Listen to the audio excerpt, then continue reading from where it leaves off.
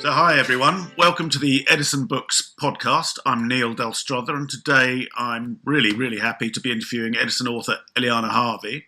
Eliana is a therapist, shaman, long-time yoga teacher, writer. She's got a deep interest in Native American culture and tradition. She's founder of Shamanic, a unique school of women's shamanism, and has been involved in the spiritual path in numerous ways since 1960. And there's endless amounts to talk about. But today we're chatting mainly, but not only, about her White Eagle Medicine Wheel pack, which will enable you to work with Native American wisdom as a way of life. And I've had a good look at it, and it's a beautifully produced healing pack that includes cards and explanation book, which is put together with the help of a Native American, and I'm not sure I'm pronouncing this right, but wa-na-nee-che. So, Eliana, are you there? I'm here. Yeah, lovely. Thank you for being here. That's fantastic. So I'm just wondering if you could say a few words actually about wa-na-nee-che. Okay. Well, wa-na-nee-che, and his ordinary name is Dennis Renault, and he's what we call a métis. He's nearly all Native American, but he's also part French. And he's taught for a number of years. Mostly he runs sweat lodges, which are very powerful and effective. Right. But I got to know him and invited him to come across to this country with his colleague, another shaman, medicine man, and he stayed for a long time. And wa-ne-nee-che stayed for a shorter time. But I had the idea of writing these medicine cards and asked him if he'd be interested in helping out, which he did. So I did it as if he was actually there. So I gave him quite a glowing description of him and his abilities. And so I took me quite a long, it took me 2 years to write. Right. I contacted him and he gave a few paragraphs on each chapter, but not all of it was his input. Basically, for my training and the amount of knowledge I'd gathered from other Native Americans and the work I'd done with that tradition, we used to went really to the Midwest. I went to Santa Fe, right, Turkey, for a number of years. I got to know the people, the indigenous people. Yeah, I mean, it's fascinating. I mean, your background. I understand you sort of describe your background as in the Celtic tradition, but obviously you've spent a lot of time with Native Americans. I mean, how has your journey been with that? Well, my basic background. My father was a pioneer osteopath. My mother was a naturopath. But quite honestly, I found that world very restrictive and kind of revolted after a while, and ate junk food and stuffed myself with aspirins because all this holy and good stuff I felt was very boring. Right. Cut a long story short, I was looking for something completely different. Yeah. First of all, trained in shiatsu and other complementary medicine. So I actually trained in Chinese medicine. I found that energy came out of my hands, which surprised me. And right. So I was really pulled towards the healing modalities. And what I also thought was that somewhere, our Celtic tradition's mostly been lost. It's hearsay and people who kind of do visionary work.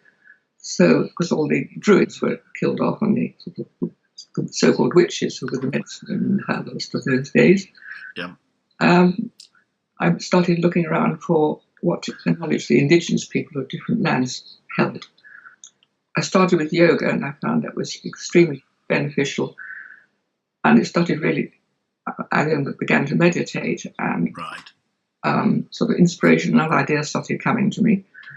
So I really thought, well, I find the Native American people are very interesting, and started doing some research. And so both my husband and I were teaching sort of school, as it were, at that time. Right. A lovely long school holidays, so we took ourselves off to Albuquerque. And the journey started from there, so we explored the native traditions. We rented a little adobe house. And there was such riches, such fascinating information, and it's still a living tradition of those Pueblo people up the Rio Grande.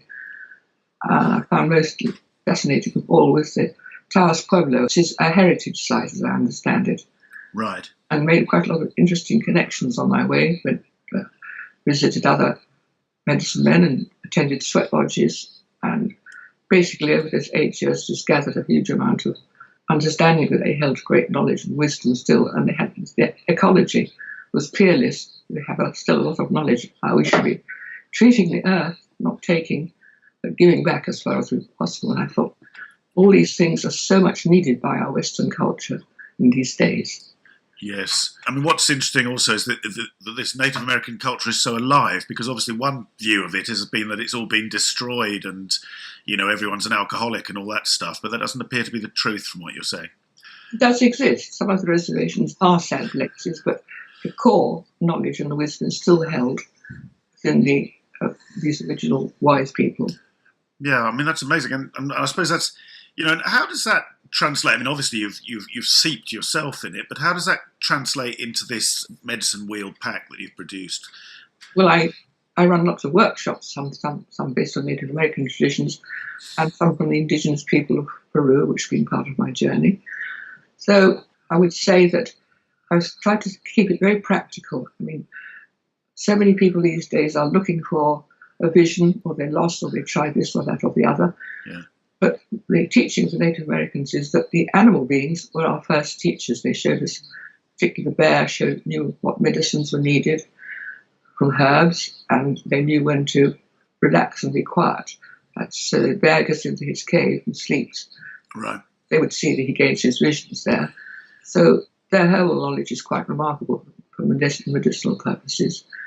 Each quality of these animals, I've taken a traditional understanding of them and related them to the tribe with which they're quite connected.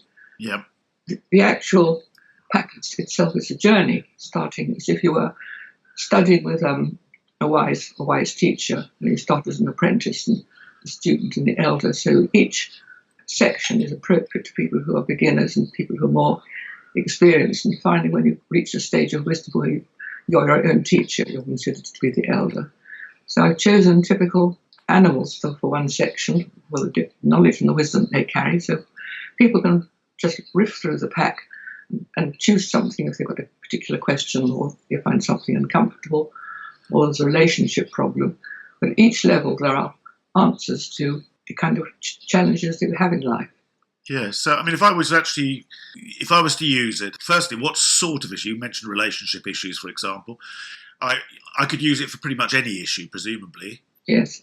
Yes. It gives a guidance, and after the animals, it goes on to objects and sacred objects which hold potency, and later on the elders and the wise ones who hold the wisdom of the tradition. So you can take it as a whole teaching that you work through gradually in your own time, or you can use it just to dip in when you feel, just intuitively, when you feel you've got a question and you're looking for an answer. So in that way, you could pick just maybe one card or two or three cards. Absolutely. Yeah. And there are layouts at the end of each chapter which are appropriate, will give you an answer to the certain problems. The medicine wheel itself represents the circle of life within Native American tradition. The East is when you're born. It's the beginning of your life on this planet. It's childhood in spring, and kind of hopefully you arrive with a passion for life. So it's like sacred fire. Yeah. And then you move to the South, which is childhood, and how you're treated during that period, kind of family you come into, the influences you've had will react to what kind of child that you are. And it's should be the place of trust and innocence. It's also a place of wounding. And that's the place of the coyote, because in those traditions, the coyote is like the banana skin. It's too important. It pulls the rug from under our feet. Okay. And there are many other qualities there, but it's the place of water, because water represents the emotions and our emotional body. So there's a place to find healing. Well, that's the emotions. And if you go into the West, it's called the deep looks within place. It's the place of our inner world. It can represent the past, and within this tradition, even past lives. But it represents your maturity, how you act in life as a mature adult, which will be conditioned by what kind of childhood you have. Sure. So hopefully, that is the place of matter, and it's knowing when to rest and to repose. So we have opposite of that is spirit in the East, which is that light, fantastic, optimistic time, ideally. But it should be balanced by matter. Some people, unfortunately, get too trapped in matter, and it's all to do with my next bling, or Yes, there's a few of those around, aren't there? Yeah. the things that are very solid material, because they forget the spiritual dimensions, or they don't. Yes, that's waffly stuff. So when we move around to the north, and the north is the place of the elder, hopefully the wisdom that should come, hopefully will come with age, and so it's the place of the mind. But some people are just walking heads, and they can't. If you look across the wheel to the south, which is the place of emotions, we don't want any of that emotional stuff. It's totally not rational. All I'm interested in, I'm a walking head. All I'm interested in is my intellect and my mind. Right. So those two can help each other. We ought to help each other. So we find in the emotions should hopefully be working in harmony, as should matter and spirit with the east and west. So it's all, I mean, I can feel from what you're saying, it's all about getting that balance between each of these parts through your life. Yes. And there are, of course, creature beings connected to each of these levels of awareness. Eagle is in the east, because that's that soaring being, that soaring energy that can reach great spirit. And as I said, it's the coyote. In some traditions, it's the snake. Would that be like the trickster if you were doing a Jungian? Oh, yes. Yeah. Yes. Yeah. Self-important. And it's the bear in the west, and also probably the buffalo or the I prefer the wolf. Right. In the north.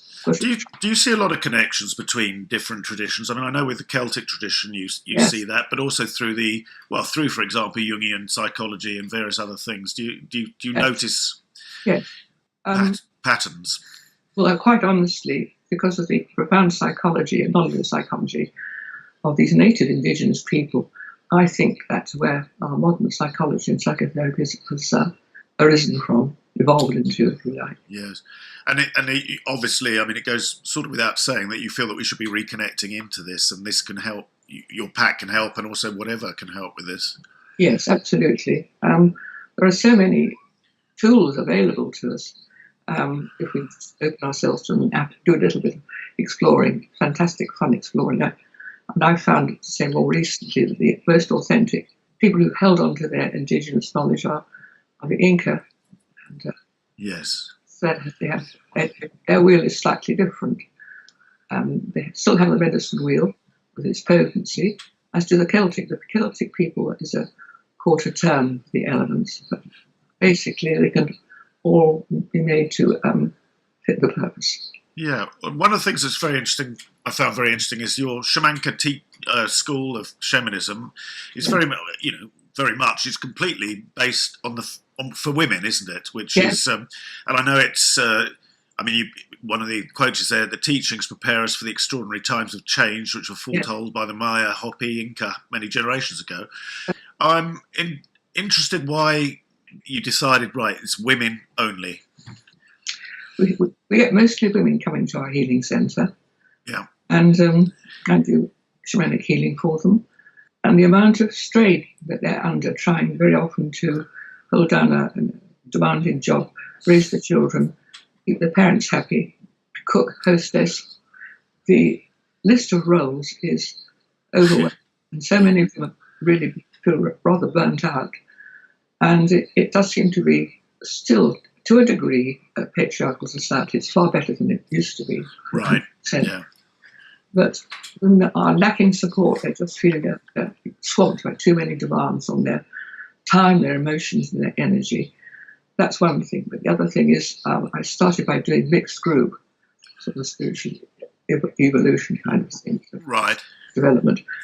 And we had a couple of men on it, it's mostly women. I have to say with a deep apology, because it's just this particular bloke. He kept interrupting the women. He wouldn't let them speak.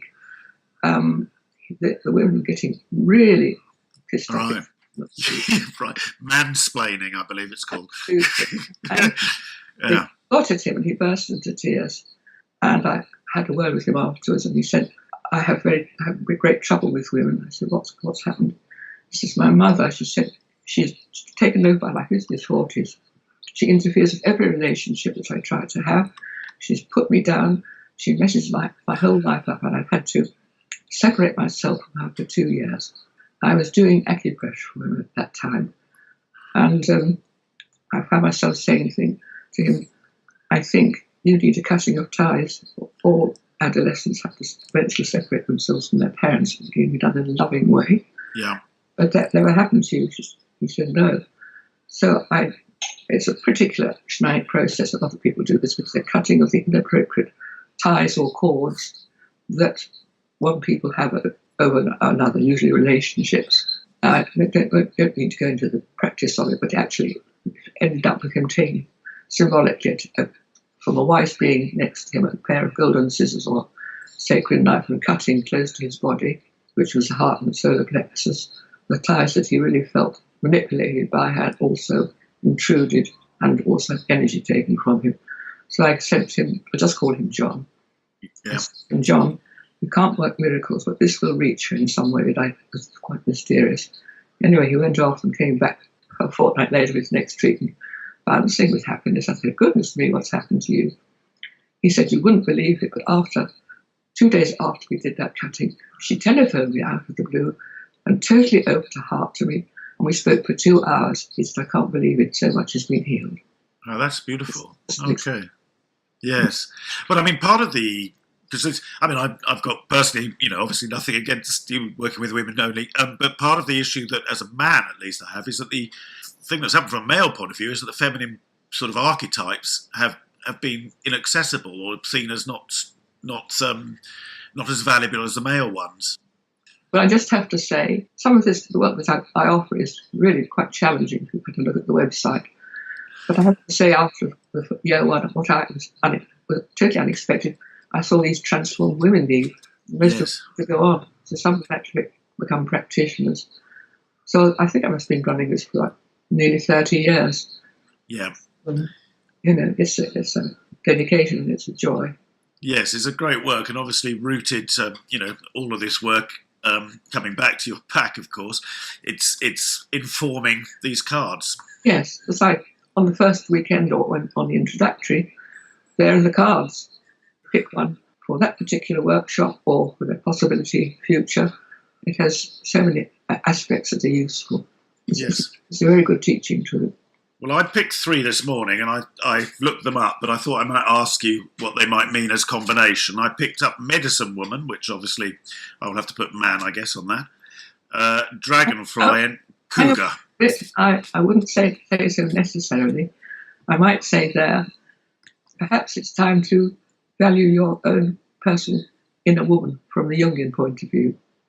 Yes, okay. I'm good with that, and I feel that's. I would like to feel that I do anyway, but perhaps even more so. Okay, what were the others? I got Cougar, which means something different in modern parlance, but in your yes, what's Cougar? I looked up, but you can remind me. Well, I think you'll have to remind me because I haven't. Right. Well, I'd have to look that up. So it was a little bit about taking action, and there was some business about also getting. You can get too authoritarian, I think it is really. Or, yes, too sort of like demanding or probably not listening, I would see. Okay. Well, I link them to the cat family because jaguars are also. There's great perception. They certainly pursue their objective, and they can pounce unexpectedly. So it's quite wild, and I think that wild part of ourselves, male or female, probably needs to be released sometimes. Yes, I like the idea of that. That sounds good. I have your permission now. And Dragonfly was the other one I got.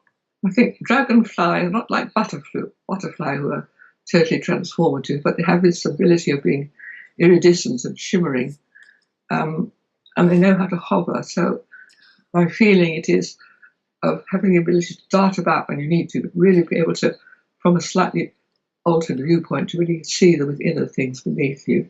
But I can't remember what I wrote, but that's right. Yeah. No, well, I read them. I don't have it verbatim in my mind now, but I must say I really enjoyed the explanations. Yeah, I did get a sort of energetic sense of, felt sense of them, which felt really good. And I like the fact they're not, well, as far as I understand it, they're just about here now. they're not sort of saying how I'm going to be or anything else. It's just this is just a way to reflect on myself at this moment. Exactly. It just gives you a little starting point or a little drop of possibility. Yeah, so very lovely. So, you know what? 20 minutes has gone in a complete rush here, but I just wonder if you could just say a couple of things more. I mean, one thing that I found really, really interesting in the foreword by someone called Black Elk. I don't know, obviously. Famous medicine man. I don't know if he's still alive. Okay. It was a privilege that he did that, because I wrote this many years ago now. Right. Well, I thought that was really interesting. One thing that I really was struck by was that he feels we are the bottom of the animal chain and not the top, which, in my interpretation, would certainly, result in our complete mismanagement, if that's the right way of putting it, or misbehaviour in the world. I don't know what you feel about that. Well, we've got free will, which makes all the difference. Animals don't, so they act according to their nature. Therefore, if they kill for food, you can't call them cruel or anything like that. So I think we've spent centuries realising that we have choice, and animals don't have choice. So I'm not too sure if I would. I mean, choice is a huge responsibility, and we have egos of which we're aware of. I suppose you could say that animals are purer, but in a less evolved state. I really find that very difficult to answer. Right. Okay. Yeah. It's just, I suppose we're in such a time of destruction, aren't we? I mean, there's so many species being wiped out and so on. It's horrific. Really horrific. And I mean, I hope your cards and all the different work that we all do is at least little bits to work against this. Well, one of the native elders wrote a really poignant, I think it was made into a song, but when the beasts be gone, we shall die from a great loneliness of spirit. Yeah. I think it's profound. It's profound, daunting and sort of horrifying, isn't it? I don't... It really touches my heart. It touches mine. I've read some of the prophecies, the Hopi one and so on, and they're very, you just look around at what's going on, and you think, well, what they're saying isn't far off the mark, is it? Exactly.